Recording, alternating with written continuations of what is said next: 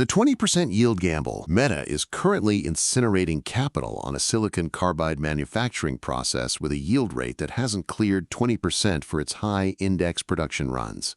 While the July earnings update will likely highlight the field of view in the Orion development kits, the actual story is in the fixed asset line of the balance sheet. Mark Zuckerberg is essentially building a specialized optics foundry from the ground up, because the existing supply chain is physically incapable of delivering the performance he has promised for the consumer launch in 2027. This move shifts the company's risk profile from social media engagement to the brutal physics of chemical vapor deposition. And the industrial chemistry behind this glass is even more volatile. Material science as a moat. The transition from traditional waveguides to optical-grade silicon carbide is an industrial manufacturing crisis disguised as a product roadmap. Standard lenses used by competitors hit a refractive index ceiling that makes wide field-of-view hardware look like bulky scuba gear. Meta is betting that silicon carbide, usually reserved for power electronics and space telescopes, can be thinned and polished to consumer tolerances at a fraction of its current $10,000 unit cost. If they fail to stabilize the thermal expansion issues currently stalling the production trials in their Taiwanese facilities, Orion remains a lab experiment.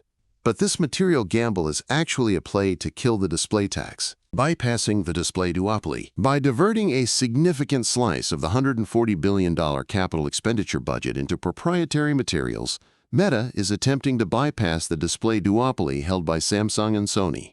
Currently, every hardware manufacturer is beholden to the pricing power and production schedules of the two dominant screen suppliers. Owning the silicon carbide waveguide manufacturing means Meta controls the most expensive item on the bill of materials, potentially turning a hardware cost center into a proprietary foundry. This structural shift explains why the company is tolerating a $19 billion annual loss in Reality Labs despite heavy investor skepticism.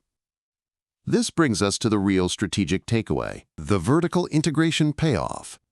Meta's pivot to a bespoke silicon carbide supply chain confirms that the company is no longer competing for the metaverse, but for the position of a primary hardware foundry in a post-smartphone economy. By tying their entire roadmap to a material that is notoriously difficult to manufacture, as seen in the yield rates and chemical vapor deposition challenges, they are building a physical moat that competitors cannot simply code around.